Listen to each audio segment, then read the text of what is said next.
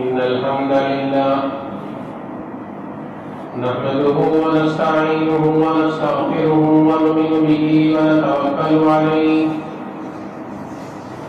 ونعوذ بالله من شرور أنفسنا ومن سيئات أعمالنا من يهده الله فلا مضل له ومن يضلله فلا هادي له ونشهد أن لا إله إلا الله وحده لا شريك له ونشهد أن سيدنا ومولانا محمدا عبده ورسوله أما بعد فأعوذ بالله من الشيطان الرجيم بسم الله الرحمن الرحيم وسيق الذين اتقوا ربهم إلى الجنة زمرا حتى إذا جاءوها وفتحت أبوابها وقال لهم خزنتها سلام عليكم طبتم فادخلوها خالدين وقال تبارك وتعالى في مقام آخر وسارعوا إلى مغفرة من ربكم جنة عرضها السماوات والأرض أعدت للمتقين صدق الله مولانا العظيم اللهم صل على محمد وعلى آل محمد أفضل الصلوات بعدد معلومات بارك وسلم عليه معزز و مکرم سامعین کرام بزرگ اور دوستوں،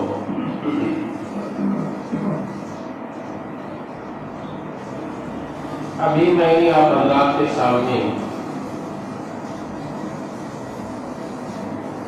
قرآن کریم کے 24ویں پارے سورہ زمر رکوع نمبر 7 آیت نمبر 53 اور 54 تلاوت کیا، جس میں اللہ تعالیٰ نے اللہ کی ایک بہت بڑی نعمت کا ذکر کیا۔ اللہ کی نعمتیں انسان کا دنیا میں بھی ہے اور آخرت میں بھی۔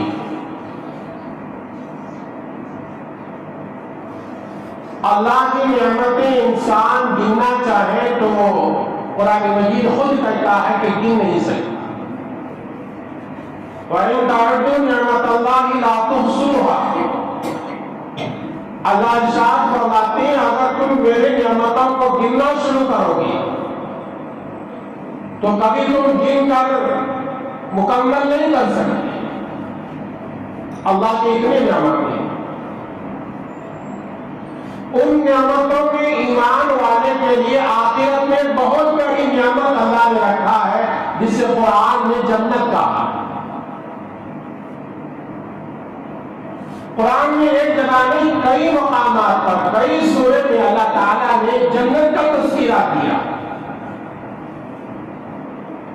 چلو آج کے جمعہ میں مختصر وقت میں جنت کے متعلق کچھ قرآن کی آیتیں اور حدیثیں معلوم کریں گے اور کتنی بڑی نعمت ہے۔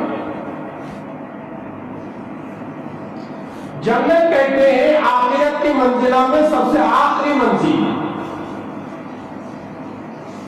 جیسے آخرت کی منزلوں میں سب سے پہلی منزل قبر ہے اور جنت آخرت کے منزلوں میں سب سے آخری منزل ہے۔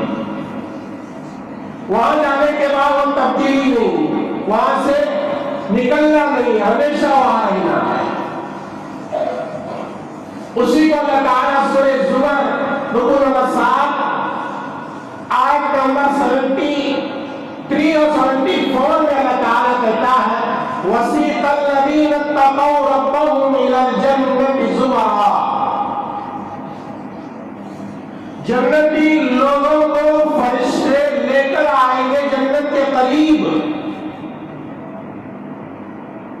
جن کا حساب کتاب ہوگا، حساب میں کامیاب ہوں گے، جن کے نام اعمال سیدھے ہاتھ میں لیے جائیں گے، وہ لوگ جنتی بنیں گے، فرشتے کو جنت کے قریب لائیں گے۔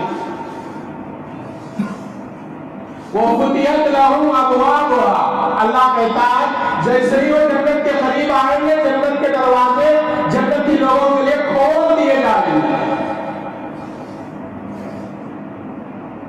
جیسے ہی وہ جنت میں داخل ہوں گے تو جنتی لوگ کیا کہیں گے؟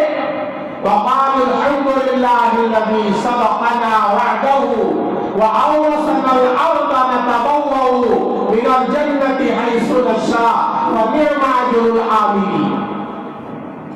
جنتی لوگ کہیں گے تمام تعریفیں اللہ کے لیے جس نے اپنے وعدے کو سچا کر کے دکھایا اور ہمیں جنت کا وارث بنایا.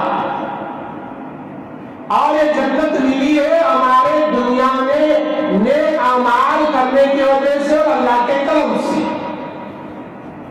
یہ قرآن سورہ زمر کے آخری رکوع کے 2 آیتوں کا ترجمہ ہے جس میں بتایا گیا ہے کہ جنتی لوگوں کو جنت میں داخل کرنے کے لیے بہت بڑی فرشتوں کی جماعت جنت کے دروازے تک آئے گے ان کا استقبال کرنے کے لیے، ان کی تعریف کرنے کے لیے. تم نے دنیا میں اللہ کی مان کر چلے، رسول اللہ صلی اللہ علیہ وسلم کی مان کر چلے، قرآن کی مان کر چلے تھے، من مانی زندگی نہیں گزارے تھے. اب تم آخرت میں آئے ہو، اب تمہارا ٹھکانہ جنت میں ہے، اب تم جنت میں جانے والے ہو. اس لیے ان کے استقبال کے لیے ان کو اہلا و سہلا کہتے ہوئے ان کو جنت کے دروازے تک لا کر جنت میں داخل کر دیے جائیں. قرآن کریم میں دوسرے جگہ ہے، قرآن کریم سورہ آل عمران 14 پارہ آیت نمبر 133 میں اللہ تعالیٰ کہتا ہے وَسَابِقُوا إِلَىٰ مَغْفِرَةٍ مِّن رَّبِّكُمْ جَنَّةٍ عَرْضُهَا السَّمَاوَاتُ وَالْأَرْضُ. اے لوگوں مغفرت کے اعمال کی طرف دوڑو، ایسے اعمال کرو جہاں اللہ نے مغفرت رکھا ہے، ایسے اعمال کرو جہاں انسان کے گناہ معاف ہوتے ہیں. اللہ نے چھوٹے چھوٹے عمل ایسے رکھے ہیں مسلمانوں کے لیے، وہ عمل کرو تمہارے گناہ معاف ہوتے ہیں. جیسے کہ اللہ کے نبی صلی اللہ علیہ وسلم نے فرمایا راستے میں ایک پتھر گرا ہوا ہے یا کانٹا گرا ہوا ہے، کوئی تکلیف دینے والی چیز گری ہوئی ہے، ہم نے دیکھ لیا، فوراً وہ چیز کو ہٹاتے ہیں اور کنارے ڈال دیتے ہیں. کوئی انجانے میں آ کر اس کے پیر کو نہ لگے، تکلیف نہ ہو، تو فرمایا کہ یہ بھی ایک بہت بڑی نیکی ہے، اس سے بھی گناہ معاف ہوتے ہیں. آدمی کو سر کا درد ہوا، اس سے بھی گناہ معاف ہوتے ہیں. آدمی کو بخار آئی، اس سے بھی گناہ معاف ہوتے ہیں. آدمی جنگل کے راستے میں جا رہا ہے یا کہیں چل رہا ہے، اچانک اپنے پیر کو کانٹا چبھتا ہے تو نبی نے فرمایا اس سے بھی گناہ معاف ہوتے ہیں. فرمایا اللہ تعالیٰ سورہ آل عمران آیت نمبر 133 میں وَسَارِعُوا إِلَىٰ مَغْفِرَةٍ اے لوگوں ایسے اعمال کی طرف جلدی کرو جو مغفرت کا ذریعہ بننے والے ہیں. وہ اعمال سوچ سے کرو، تمہارے جنت ملے گی. کیسے ملے گی؟ عرض السماوات والارض. اللہ اس آیت میں کہتا جنت کتنی بڑی ہے، یہ دنیا کے اندر تم آسمان و زمین دیکھ رہے ہو اس سے بھی بڑی ہے. جنت جو ہے اللہ کی نعمتوں میں سب سے بڑی نعمت.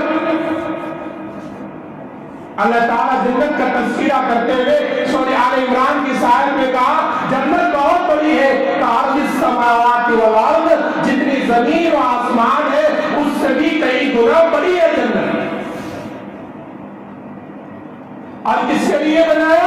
وَعِدَّتْ لِلْمُتَّقِينَ، اللہ سے ڈرنے والوں کے لیے جنت اللہ نے بنایا. جو ایمان والا اللہ سے ڈرتا ہے، مسجد میں ہے تو بھی ڈر رہا ہے، گھر میں ہے تو بھی ڈر رہا ہے، رمضان آیا تو بھی ڈر رہا ہے، غیر رمضان ہو تو بھی ڈر رہا ہے۔ مسلمان کی زندگی اللہ سے ڈر کر گزرتی ہے، اسے قرآن کہتا ہے متقی لوگوں کے لیے اللہ نے جنت بنائی۔ دو آیتیں میں قرآن کی، تیسری آیت 30واں پارہ سورہ نبا دوسرا رکوع میں اللہ تعالیٰ کہتا ہے ان للمتقین مفازا، اللہ سے ڈرنے والے لوگ کامیاب ہوئے، وحدائق وعنابا، ان کے لیے جنت میں باغات اللہ نے رکھا ہے، انگور کا باغ رکھا ہے، فروٹس کا باغ رکھا ہے۔ تیسری آیت سورہ قرآن میں سورہ محمد آیت نمبر 15 میں اللہ نے کہا مثل الجنت التي وعد المتقون، جس جنت کو اللہ سے ڈرنے والے مسلمانوں کے لیے اللہ نے بنایا ہے اس میں 4 نہریں ہیں، وماء غیر آس، پانی کی نہر ہے جو پانی کبھی بدبو نہیں ہوتا، جس کی خوشبو کبھی تبدیل نہیں ہوتی، جس سے پینے میں کبھی لذت کمی نہیں ہوتی، وانہار اصل مصفا، جنت میں پانی کی نہر جہاں بہتی ہے بالکل کنارے اللہ نے شہد کے نہر کا انتظام کر دیا۔ آگے اللہ کہتا ہے کہ وہاں خمر میں تغیر طعام، خمر ہے، شراب کی نہر ہے جس کا مزہ کبھی ختم نہیں ہوتا۔ دنیا کی جو شراب پیتا ہے وہ گندی بدبو آتی ہے، پینے والا بھی آنکھ بند کر کر پیتا ہے، لیکن اسے لت لگ کر رہتی ہے، وہ مجبور ہوتا ہے، وہ پینا نہیں چھوڑتا۔ لیکن قرآن کہتا ہے سورہ محمد آیت نمبر 15 میں جو جنت میں اللہ نے شراب رکھا اس کے اندر خوشبو ہے۔ جنت کی شراب پینے کے بعد آدمی کی عقل کام کرنا نہیں چھوڑتی، جیسے اس کی عقل کام کرتی ہے وہ پینے کے بعد بھی اسی طرح کام کرتی ہے۔ لیکن دنیا کی شراب جب آدمی پیتا ہے وہ ماں اور بیٹی اور بیوی کا فرق محسوس کرنا بھول دیتا ہے۔ اس لیے تو دنیا میں بہت سارے ریپس کے کام دنیا میں چل رہے ہیں، یہ شراب نوشی کے عالم میں ہوتے ہیں۔ اچھے پڑھے لکھے لوگ مسلمانوں میں بھی ہے اور غیروں میں بھی ہے، شراب پیتے ہیں، وہ تمیز بھول جاتی ہے، وہ عقل کام نہیں کرتی، یہ کون ہے، یہ کون سوئی ہوئی ہے، اس پر ظلم ہوتا ہے اور اس کے اوپر اتیاچار ہوتا ہے، بڑا ظلم کے شکار ہوتے ہیں، کیوں؟ یہ شراب کے لت میں مبتلا ہے۔ لیکن قرآن کہتا ہے کہ جنت میں جو شراب ہوگی اس کے اندر یہ کامی نہیں ہوگی، خوشبو ہوگی، جتنا پیو گی اور پینے کو جی چاہے گا۔ اللہ کہتا ہے اسے جنت ہم نے تمہارے تیار کر دیا، اور فرمایا وَلَبَنٍ لَمْ يَتَغَيَّرْ طَعَامُ، ہم نے دودھ کی نہریں بنایا اور اس کا مزہ کبھی تبدیل نہیں ہوتا۔ دنیا میں رکھنے والا دودھ 2 دن کے بعد اس کے مزہ تبدیل ہو جاتا ہے، اور اسے گرم نہ کرے، فریج میں نہ رکھے، 2 دن میں وہ خراب ہو جاتا ہے۔ لیکن اللہ کا کلام کہتا ہے کہ جنت میں ہم نے دودھ کی نہر بنایا اور کبھی خراب نہیں ہوتا۔ اللہ تعالیٰ کہتا ہے ان آیتوں میں جنت کا تذکرہ کرتے ہوئے وَعِدَّتْ لِلْمُتَّقِينَ، یہ 4 آیتیں جو میں نے تلاوت کیا سورہ زمر کے، سورہ آل عمران کے اور یہ آیت سورہ محمد کی آیت نمبر 15، اس میں اللہ یہی کہہ رہا ہے ہم نے جنت بنایا ہے اللہ سے ڈرنے والوں کی۔ جو اللہ سے ڈرتا ہے اس کے لیے جنت ہے، جو اللہ کا ڈر نکال کر حرام اور حلال، حرام کی تمیز نہیں کرتا اس کے لیے جنت نہیں۔ قرآن کریم سورہ واقعہ کو کبھی ترجمے کے ساتھ پڑھو، سورہ واقعہ میں اکثر آیتیں جنت کے سلسلے میں ہیں۔ اللہ تعالیٰ کہتا ہے سورہ واقعہ میں حور مقصورات، سورہ رحمان میں بھی ہے اللہ تعالیٰ کہتا ہے ہم نے جنت میں انسان کے دل کو خوش کرنے کے لیے حوروں کا انتظام کیا۔ انسان کے پاس سب کچھ ہو لیکن عورت ذات کی اطمینان والی ایک عورت نہ ہو تو انسان کا سکون نہیں رہتا. یہ خود قرآن کہتا ہے. اللہ تعالیٰ کہتے ہیں جنت کی نعمتوں کے ساتھ ساتھ ہم نے جنت کے انسانوں کے لیے حوروں کا انتظام کیا. وہ حور کیسے ہوگی؟ نبی اکرم صلی اللہ علیہ وسلم نے فرمایا، حدیث کی ایک کتاب ہے مجموع الزوائد، اس کے اندر یہ حدیث ہے، آقا صلی اللہ علیہ وسلم نے فرمایا وہ اتنی خوبصورت ہوگی، وہ حور جو کپڑا پہنتی ہے دنیا میں ایک جھلک وہ ظاہر ہو جائے تو پوری رات جو تاریکی میں ہے وہ اجالے میں تبدیل ہو جاتی ہے اور اتنی خوبصورت ہوتی ہے. آقا صلی اللہ علیہ وسلم نے فرمایا اس کے دل اندر سے اس کے ہڈی میں رہنے والا گودا نظر آتا ہے. اتنی خوبصورت چیز کو اللہ نے انسان کے لیے، متقی کے لیے، اللہ سے ڈرنے والے جنتی کے لیے اللہ نے بنا کر کے رکھا ہے.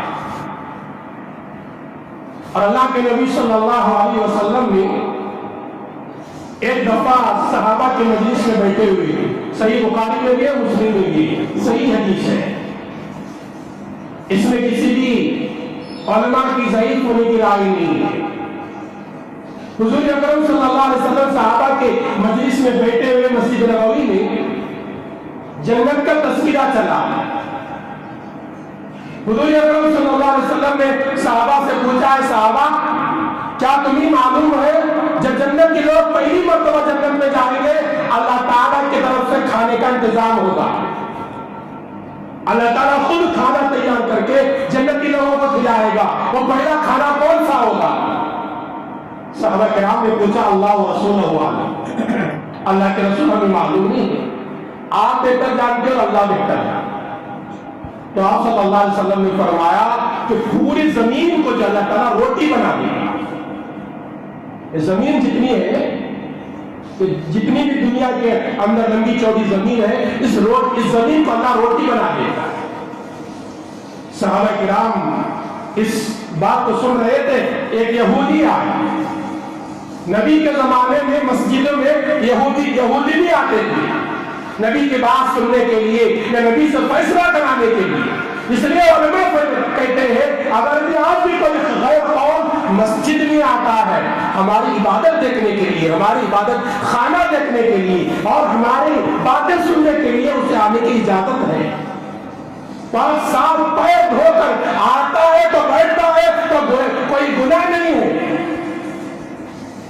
بعض مساجد میں غیر قوم کو آنے کو بڑا مایوس سمجھا جاتا نہیں.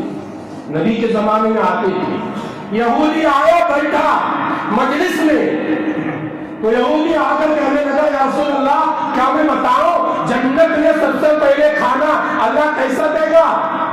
نبی کی بات کو سنا نہیں تھا، اس کے بعد آیا تو نبی نے فرمایا بتاؤ. یہودی کہنے لگا اللہ تعالیٰ پوری زمین کو روٹی بنائے گا اور روٹی اللہ تعالیٰ جنتی لوگوں کو کھلائے گا. اس کی بات سن کر اللہ کے نبی ہنسنے لگے. حدیث میں ہے صحیح بخاری میں اتنا ہنسے کہ اللہ کے نبی کے دانت کے جو دانت تھے وہ دکھائی زور سے ہنسے. تو صحابہ کرام کو تعجب ہوا اللہ کے رسول آپ نے اس کے بات پر ہنس رہے، یہی بات آپ نے بھی فرمایا تھا. اللہ کے نبی نے فرمایا اس لیے ہنسا کہ مجھے جو اللہ نے علم دیا ہے، جو معلومات اللہ نے مجھے دیا ہے، پہلے انبیاء کو بھی اللہ تعالیٰ نے بتایا تھا اور وہ چلتے چلتے یہودیوں کے نبی کے پاس آئے اور ان کو بھی یہ بات معلوم ہے، اس لیے مجھے ہنسی آئی. آگے نبی صلی اللہ علیہ وسلم نے فرمایا اے میرے صحابہ سنو، یہ پوری دنیا کی زمین کو اللہ روٹی بنائے گا. اب روٹی کیوں بنائے گا؟ مسلم کی شرح لکھنے والے علامہ نووی رحمۃ اللہ علیہ نے صحیح مسلم کی اس حدیث کے ذیل میں لکھا ہے کہ دنیا کی جتنی زمین ہے بعض علاقے کی زمین ایک قسم کا اناج اگاتی ہے، بعض علاقے کی زمین الگ قسم کے فروٹ اگاتی ہے، لیکن جہاں جو اس علاقے میں جو اناج ہوتا ہے وہی اناج دوسرے ملکوں میں ہونا ضروری ہے. جہاں چاول ہوتا ہے، ناریل بنتا ہے، یہی سعودی عربیہ میں ہو وہ ہو نہیں سکتا. تو اسی لیے اللہ تعالیٰ نے پوری زمین کی غذا کو کھلانے کے لیے، اس کی نعمت کو بتانے کے لیے उन नेमतों का मजा चखाने के लिए अल्लाह पूरी जमीन को रोटी बनाएगा और रोटी जन्नती लोगों को देगा। और उसके साथ सालन क्या होगा? अल्लाह के नबी सल्लल्लाहु अलैहि वसल्लम ने फरमाया कि गाय के गोश्त का सालन होगा और मछली के कलीजे का सालन होगा। और अल्लाह के नबी सल्लल्लाहु अलैहि वसल्लम ने आगे फरमाया मछली के कलीजा इतना बड़ा होगा, वो कलीजे का जायद टुकड़ा इतना बड़ा होगा, 70,000 जन्नती लोग उस मछली के कलीजे के जायद टुकड़े से खाएंगे। तो कितना बड़ा कलीजा होगा, कितना खाना होगा, कितना लजीज होगा, जो अल्लाह ताला जन्नत में जाने के बाद पहले वक्त में अल्लाह की तरफ से मेहमानी होगी। ऐसी मेहमान बनकर जन्नत में जाना है, ऐसी जन्नत में दाखिल होना। तो कुरान कहता है नेक अमाल करो। सूरह बनी इसराइल के आखिरी रुकू में अल्लाह कहता है इन्नल लज़ीना आमनू व अमिलुस सालिहात, जो लोग नेक अमाल करते हैं ईमान लाने के बाद उनके लिए जन्नत। सिर्फ ईमान है, नेक अमाल नहीं, वो भी जन्नत में जाएगा, लेकिन गुनाह की सजा भुगतने के लिए जहन्नम में जाना पड़ता है।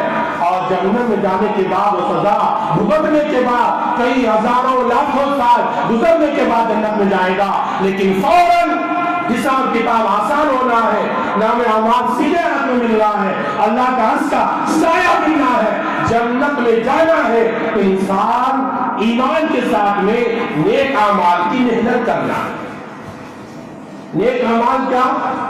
वो कोई जरूरी कोई दूसरी चीज नहीं। हमारा खाना भी नेक अमल, हमारा पानी पीना भी नेक अमल, हमारे बीवी बच्चों के लिए कमाना भी नेक अमल। शर्त ये वो हमारा कमाना नबी के तरीके पर, हमारा खाना नबी के तरीके पर, हमारा पीना नबी के तरीके पर, हमारी नमाज नबी के तरीके पर हो, हमारा पड़ोसी के साथ मामला नबी के तरीके पर हो, हमारा रहन सहन नबी के तरीके पर हो, हमारा चलना फिरना नबी के तरीके पर हो। जो अमल हम जो जरूरत की चीजें करते हैं वो नबी के तरीके पर करें, उसी को नेक अमल कहा है। इसलिए कुरान कहता है जो लोग नेक ईमान लाते हैं और नेक अमल करते हैं, अल्लाह से डरते हैं, उन लोगों के लिए जन्नत है। और जन्नत के सिलसिले में 2-3 हदीस को मैंने तस्वीरा इसलिए किया ताकि हमारे ज़हनों में ये बात हो कि जन्नत जन्नत जो सुनते आ रहे हैं कोई खस्सी कहानियां नहीं, ये तो कुरान की बात है, ये तो अहादीस की बात है। और जन्नत में अल्लाह ताला इंसान को जब दाखिल करेंगे एक नेकी के फर्क पर नेमत के जन्नत के दर्जे में फर्क पैदा होता है। मिसाल के तौर पर मेरे पास एक नेकी कम है और दूसरे आदमी के पास एक नेकी ज्यादा है, तो उसकी जन्नत आलिशान होगी और मेरी जन्नत एक नेकी कम होने की वजह से मेरी जन्नत का मकाम कम हो जाए। जैसे हदीस में है एक जन्नती अपनी जन्नत में आराम कर रहा होगा, वो सो रहा होगा, करवट बदलेगा, वो करवट बदलने की जो खुशबू है, उसके पसीने की जो खुशबू निकलेगी, बाजू के पड़ोसी वाला महसूस करेगा और कहेगा अरे इतनी खुशबू तो मेरे जन्नत में नहीं, ये पड़ोसी की खुशबू इतनी पाक आ रही है। वो अल्लाह से पूछेगा, फिर में ख्याल आएगा अल्लाह ये कैसा हुआ, मेरी जन्नत इतनी आला नहीं है और बाजू में रहने वाले की जन्नत इतनी आला है, उससे खुशबू आने वाली खुशबू मेरे जन्नत से भी बेहतर है, उसका क्या अमल है, उसके नेकियां कितने हैं। तो अल्लाह के नबी सल्लल्लाहु अलैहि वसल्लम ने फरमाया अल्लाह उसके दिल के बात को जानकर फरिश्तों के जरिए से ऐलान करेगा, अरे जन्नती, ये तेरे और उसके जन्नती में बोलने में फर्क है, तेरे नेक आमाल में एक सुभान अल्लाह कम है और बाजू की जन्नत वाले के नेक आमाल में एक सुभान अल्लाह ज्यादा है। एक सुभान अल्लाह के ज्यादा होने पर अल्लाह जन्नत का मकाम भी तब्दील करता है। जैसे दुनिया में 1 लाख 2 लाख 10 लाख रुपये कम हो तो घर जैसे आले ऊंचाई से कम मिलता है, उतना आलीशान नहीं मिलता। जन्नत में भी जो अल्लाह ताला जन्नत देता है वो नेक अमाल को जैसे देता है। इसलिए दुनिया मुख्तसर है, मुख्तसर जिंदगी है, इंसान को अल्लाह से डर कर और जन्नत के तलबगार बनकर जिंदगी गुजारना चाहिए। अल्लाह के नबी सल्लल्लाहु अलैहि वसल्लम ने एक अमल बताया है जन्नती बनने का, हदीस में है, सही बुखारी में बताकर अपनी बात को खत्म करता जिंदगी भर करना है। वो क्या है?